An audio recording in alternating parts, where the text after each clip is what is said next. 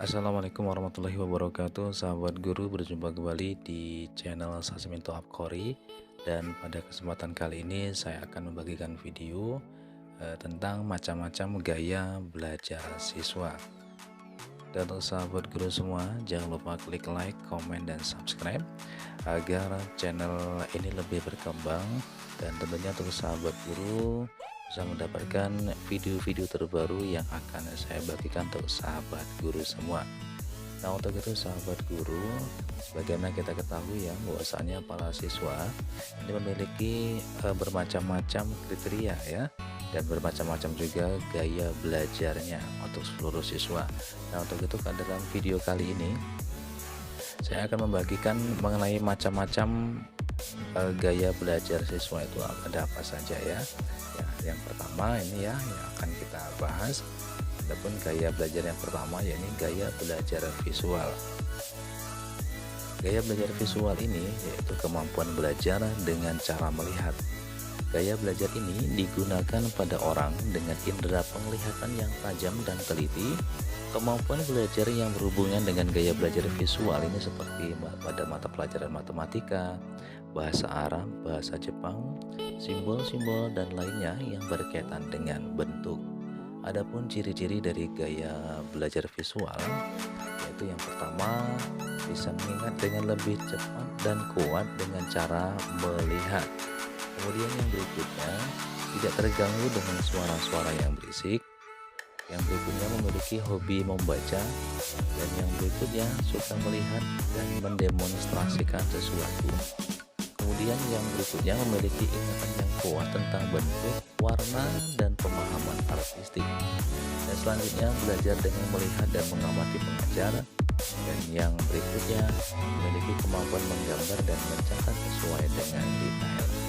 Ini sahabat guru ya, bahwasanya dalam gaya belajar visual artinya seluruh siswa ini yang memiliki ciri-ciri gaya belajar visual ini lebih kuat ingatannya, lebih cepat belajarnya dengan cara melihat, dan dia tidak akan terganggu dengan suara-suara yang berisik ya, walaupun dalam keadaan suara yang bergemuruh, kemudian berbagai gangguan dalam belajar, namun siswa tersebut tidak terpengaruh ya dengan proses pembelajarannya, sehingga gaya belajar visual ini ya sangat cocok sekali untuk siswa nih ya. Terlebih kita akan mengetahui ya karakteristik dari siswa tersebut, dia termasuk dalam gaya belajarnya seperti apa. Dan berikutnya gaya belajar auditori. Gaya belajar auditori ini memiliki indera pendengaran yang lebih baik dan lebih fokus. Orang ataupun siswa dengan gaya belajar ini mampu memahami sesuatu lebih baik dengan cara mendengarkan. Hal ini berkaitan dengan proses menghafal, membaca, atau soal cerita.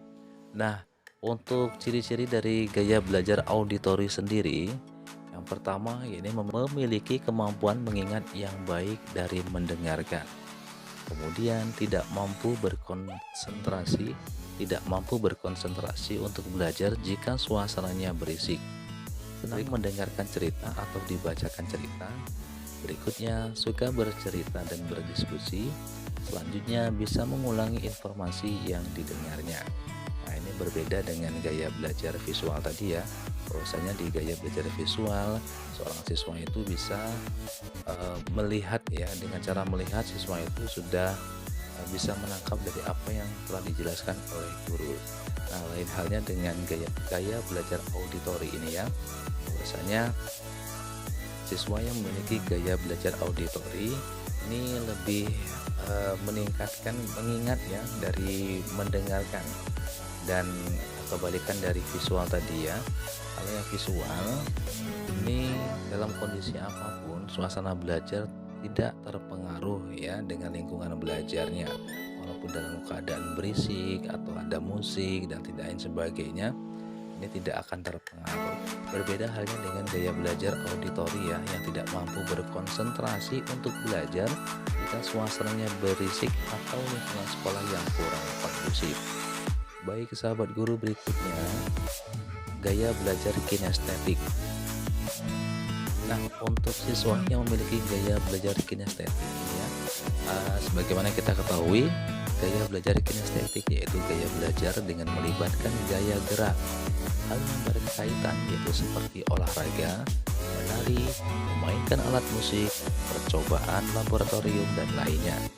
Gaya belajar ini sangat efektif untuk anak yang menyukai gerak berimajinasi berdasarkan gerakan. Nah, untuk ciri-ciri gaya belajar kinestetik ya, yang pertama ini adalah ketika menghafal yaitu dengan cara berjalan atau dengan membuat gerakan-gerakan. Kemudian, kayak belajar dengan praktik langsung atau menyentuh secara langsung. Berikutnya, anak yang aktif, akan dan banyak bergerak ini memiliki perkembangan otak yang baik. Dan yang berikutnya, menggunakan objek nyata sebagai alat bantu. Nah, sebagaimana kita ketahui ya, untuk siswa yang memiliki gaya belajar kinestetik ini ya, dia lebih senang berolahraga, menari, memanfaatkan alat musik, sehingga dia untuk siswa yang memiliki gaya belajar kinestetik artinya dia langsung ke objek yang nyata sebagai alat bantu. Berikutnya, gaya belajar global. Nah, siswa dengan gaya belajar global ini memiliki kemampuan memahami sesuatu secara menyeluruh. Pemahaman yang dimiliki berisi gambaran yang besar dan juga hubungan antara satu objek dengan objek yang lainnya.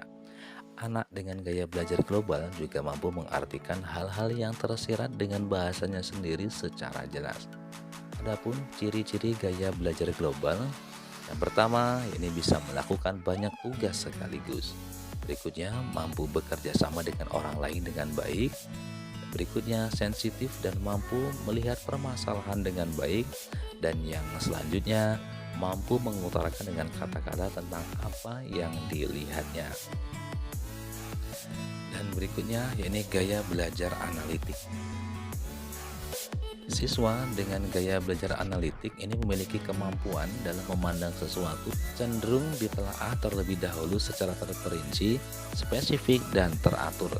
Adapun ciri-ciri dari siswa yang menggunakan gaya belajar analitik ya.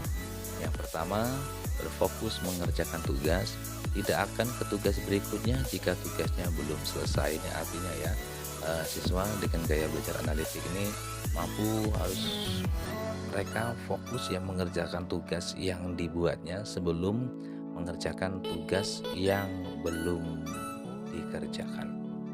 Artinya berfokus mengerjakan tugas, dia tidak akan pergi ke tugas berikutnya jika tugas yang dikerjakan ini belum selesai. Berikutnya, dapat berpikir secara logika.